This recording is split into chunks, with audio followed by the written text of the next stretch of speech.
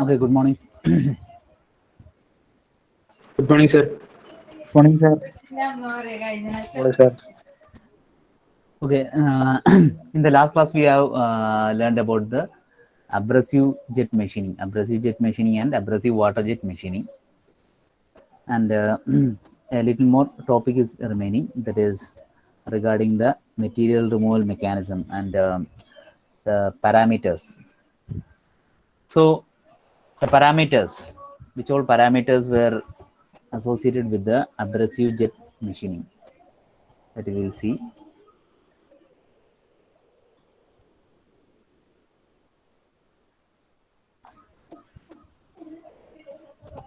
The parameters.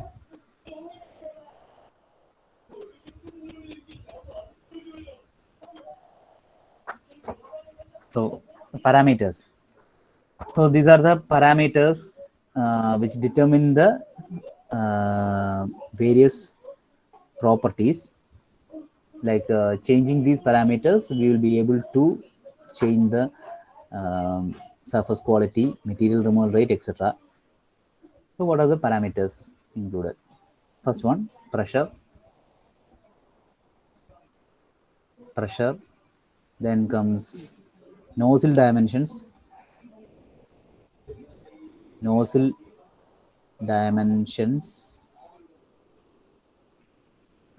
Third one, focusing diameter.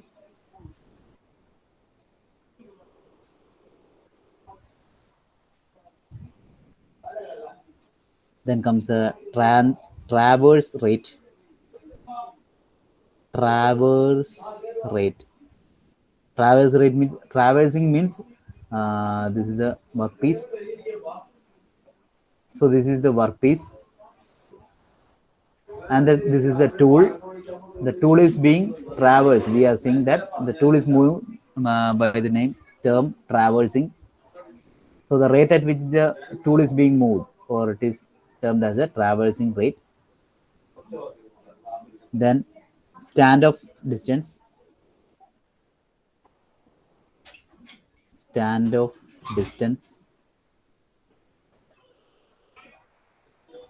And one more, that is a abrasive particle size and material.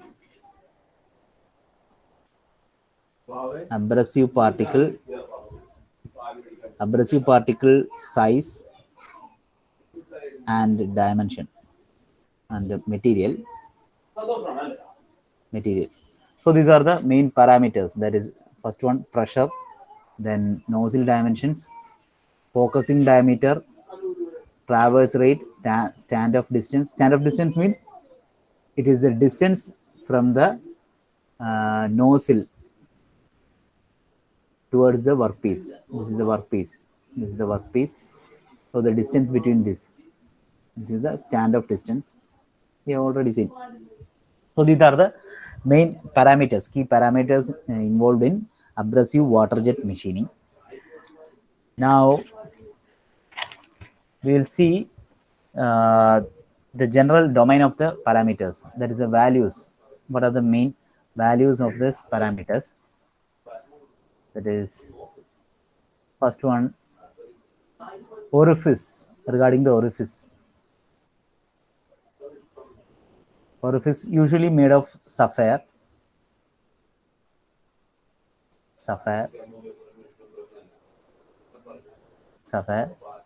and the size 0.1 to 0.3 mm. Now, focusing tube. focusing tube. Focusing tube is tungsten carbide material, and the size 0.8 to 2.4 mm. Pressure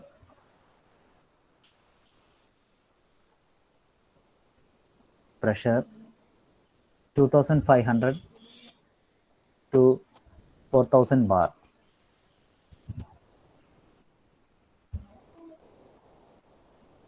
Then abrasive size.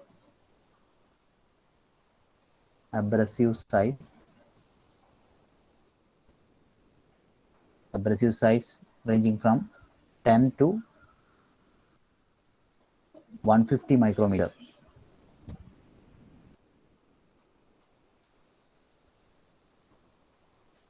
Next, abrasive flow.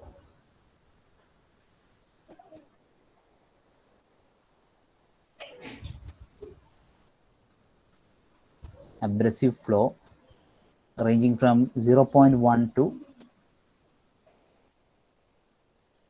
1 kilogram per minute.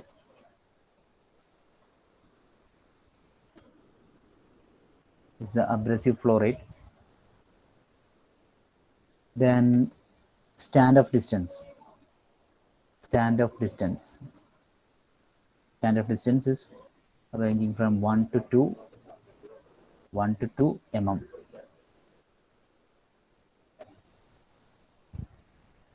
Next, machine impact angle. Machine impact angle.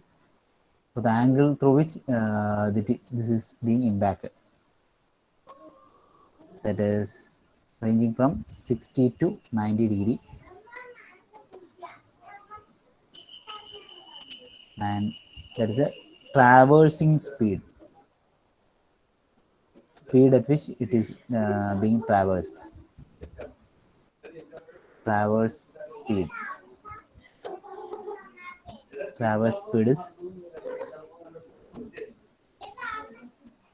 100 mm per minute to 5 meter per minute.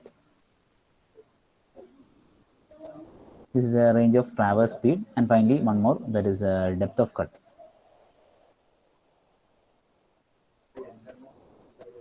Depth of cut ranging from 1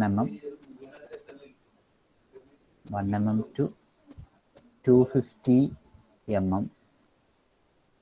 So these are the main parameters, the values of which orifice which is made of sapphire. You can see the values. Then focusing tube, pressure, abrasive size, abrasive flow rate, stand of distance, machine impact angle, traverse speed, and depth of cut. So you can see the values.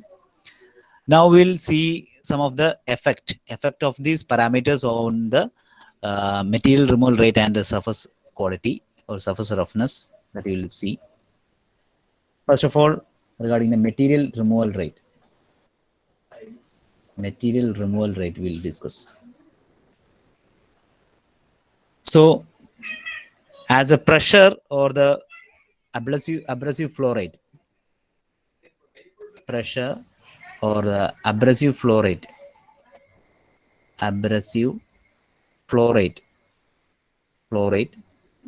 increases, MRR also increases. This is the first thing. Okay. Now regarding the orifice diameter.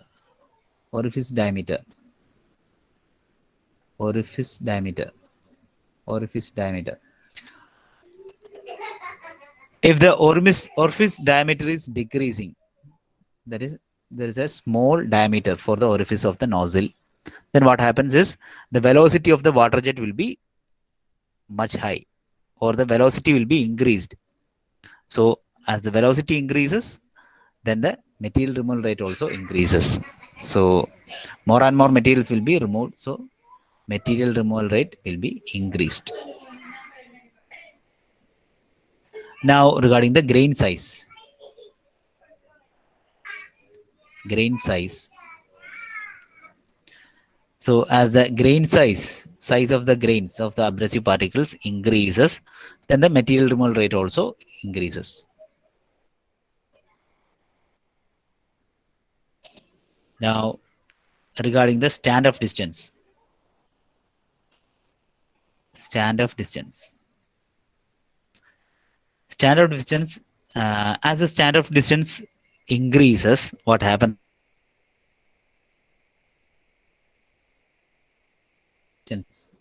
when it is increased, what happens is MRR will also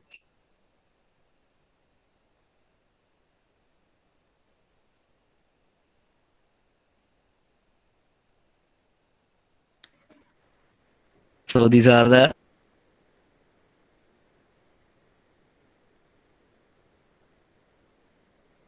increases, MRR also increases. So directly proportional. Any next regarding the orifice diameter, whenever the orifice diameter is decreased, then we can see that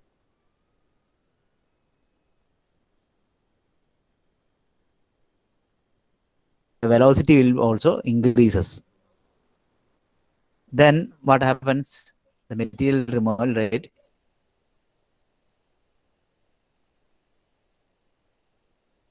increases. So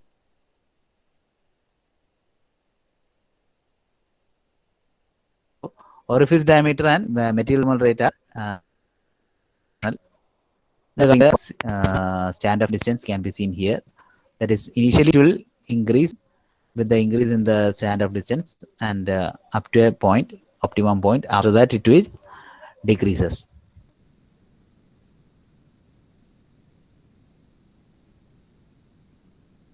We will see regarding the surface roughness or the surface quality.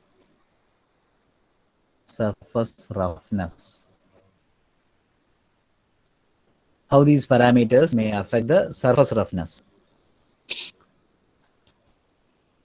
Now, regarding the cutting force, if the cutting force is high, cutting force, if the cutting force is high, then the surface roughness will be high, or there will be more surface roughness, or the quality surface quality will be less.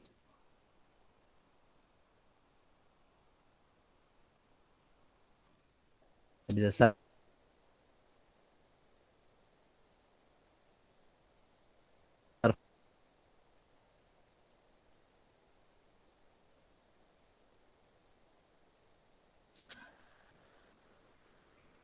regarding the abrasive flow rate. Abrasive flow rate.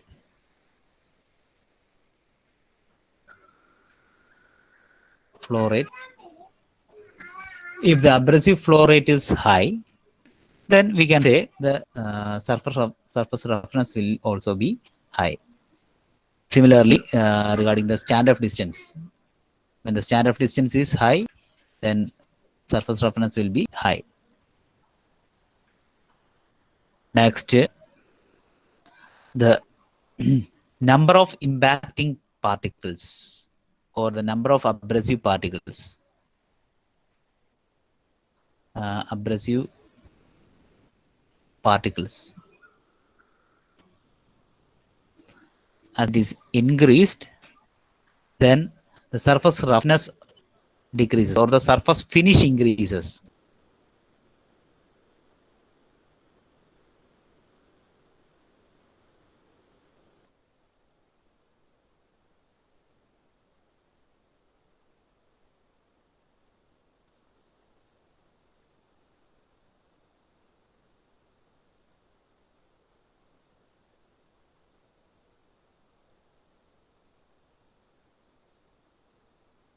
As a standard standoff distance, here you can see standoff distance increases, the surface roughness is increased. You have seen that. So regarding the accuracy, what happens is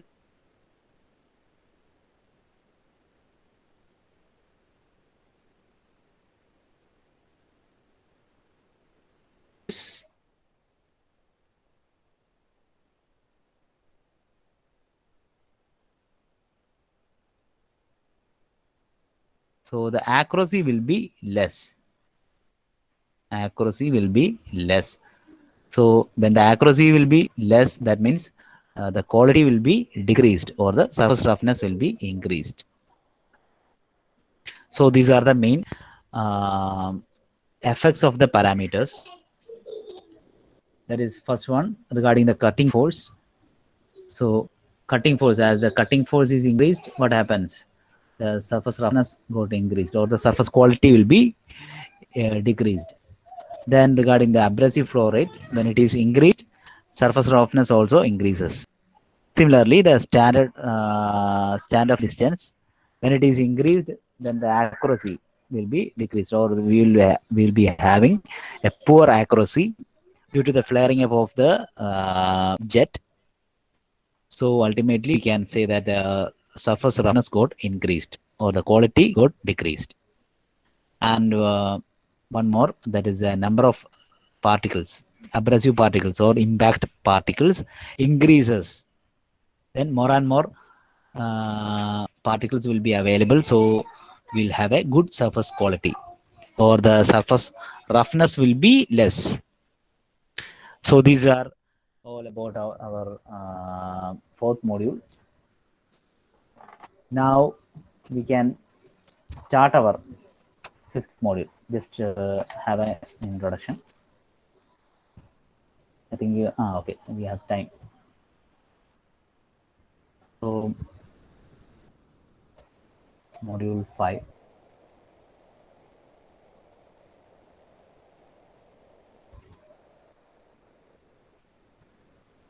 So now types of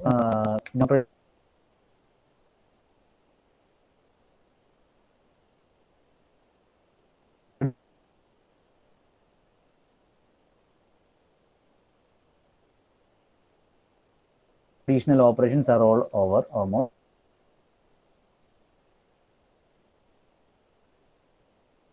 And we'll discuss something about stress waves and deformation in the solid, and also about the sheet metal forming. So we will discuss one by one. First of all, regarding the forming process. So forming operation. So what is a forming operation? We have many, we have a lot of manufacturing operations. So among that, metal forming, this is very important. Why? Because this is very cost effective. So due to many factors, like this is cost effective, cost effective, also have good mechanical properties, enhanced mechanical properties,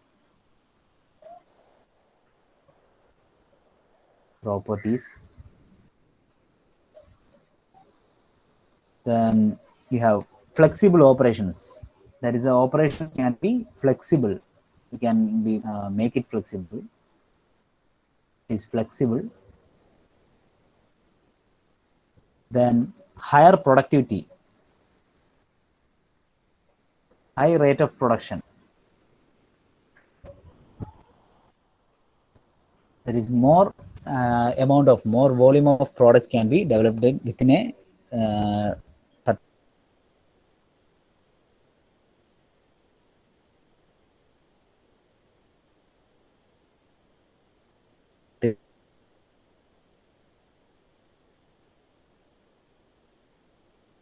particular time. Then cost of material is much less. That is, we are just shaping the product. That is forming process. We see. So we can reduce the material wastage. So mainly due to these factors, we are using the forming metal forming is being used in the most of the cases. So first of all, it is cost effective. Then you have a wide varieties of or enhanced range of mechanical properties. This is flexible. Then high productivity we have a high rate of production for the products. And finally, considerable material saving. Material saving will be done through this process. So we can find many applications like automotives, aerospace, defense, or other industries. Anything we can see this metal forming process. So here what we are doing is we are obtaining a required shape. We are obtaining a required shape, that is metal forming. Required shape. A particular shape will be there. Desired shape will be there, and having a size, shape and size. This is done by the plastic deformation. Plastic deformation. Okay. So through plastic deformation, we are making or converting the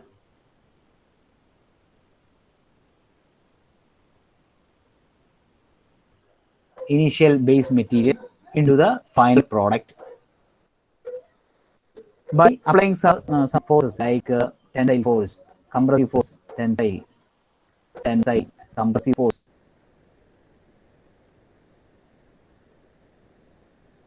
shear force, bending force, etc.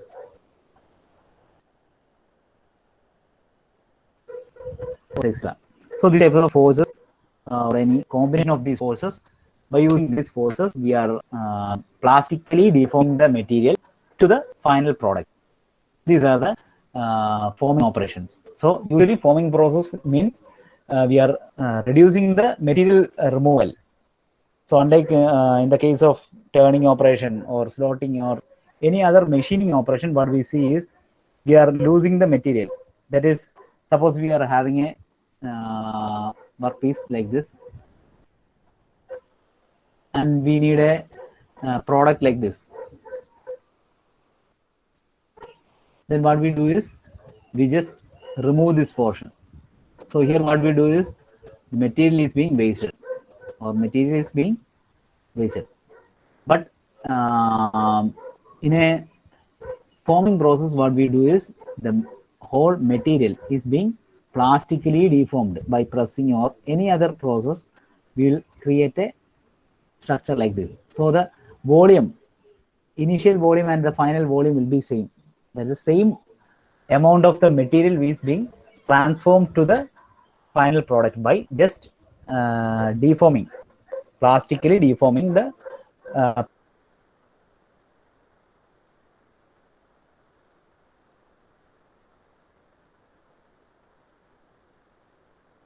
product.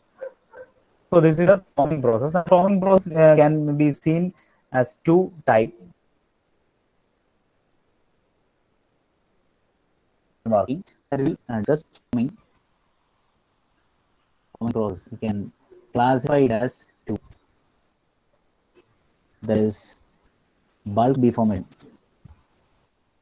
Bulk deformation and sheet metal operations. Sheet metal operations or working. So by the name itself, you can get an idea. That is what is bulk deformation and what is metal working. Bulk deformation means you will have a three-dimensional object, like a bulk object, like a cube or a cylinder or any other shape like this. There is a bulk, that is we can say the area, surface area to volume ratio. Surface area to volume ratio will be less. That means they are mainly concentrated with the volume. So this will have some value for the volume. And regarding the sheet metal working will be mainly for the sheets, or the workpiece will be thin sheets. So here you can see the surface area will be more. So the surface area to volume ratio will be high. So the basic difference between the bulk deformation and sheet metal working is that For bulk deformation, the surface area to volume ratio is less. And for the sheet metal working, the surface area to volume ratio will be high. Now we have many classifications for bulk deformation and also for sheet metal working. So what all operations comes under bulk deformation and what are the operations which comes under the metal working, sheet metal working? We'll see. That is, first of all, considering the bulk deformation.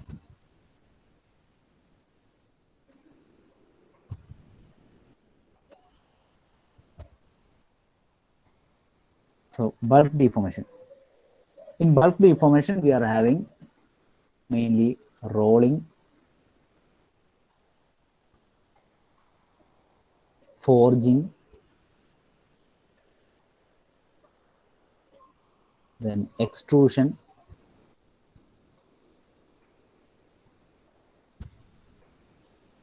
and wire drawing or bar drawing.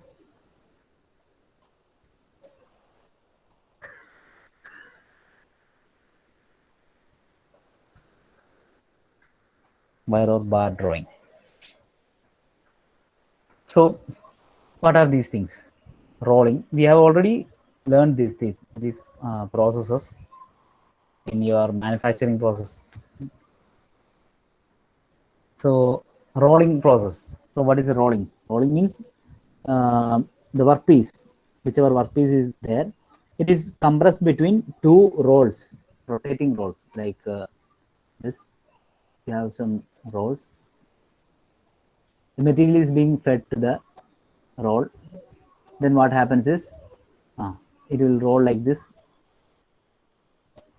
So this will enter inside this and the thickness gets decreased. So this is the final thickness. Initial thickness was that.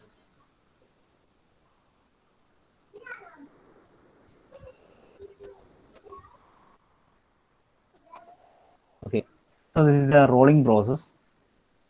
Then regarding the forging process, there also what we do is we are not removing any portion material in order to have a final shape, but we are pressing using the compressing force through a die, particular shaped die. We'll be having a die like this.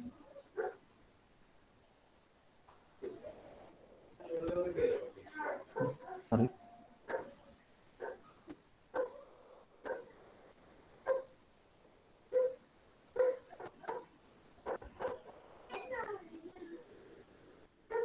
We'll be having a die like this. So you'll be keeping the hot billet or the workpiece like this. Molten material will be like this, and you will apply a compressive force, so it will pass through this. So a particular shape, the required shape will be made as a hole in the die, so that you will get a finished product like this. This was the forging. Sorry, not forging, extrusion. Forging means you shape a knife. കൊല്ലന്മാരൊക്കെ ചെയ്യുന്നുണ്ടല്ലേ, കത്തിയൊക്കെ അടിച്ച് വരുന്ന, അതായത് that means you will keep the hot billet or the workpiece over the die. Then using some hammer, you will apply a force here so that it will be molded or shaped into, plastically deformed into the shape of the mold. That is a forging. And regarding the wire drawing, like extrusion, what we do is, first of all, you will extrude to a small portion, then we will draw this using a drawing force F, so that the wire will be taken out. So like this process, you have already learned these types of process. So these are all coming under the bulk deformation methods. Next, you will be having some sheet metal operations like bending, deep drawing, shearing, etc., and other some miscellaneous operations also there. So these things we will discuss in the next class.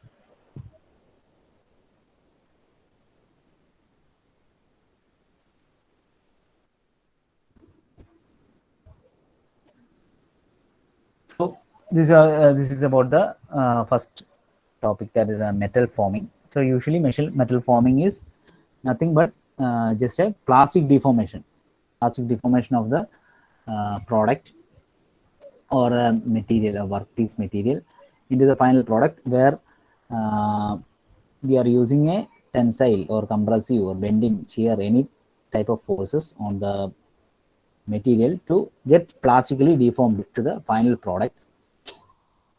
Now the main thing is here, there is no material wastage, and we can have a good material saving. So this is about your today's class.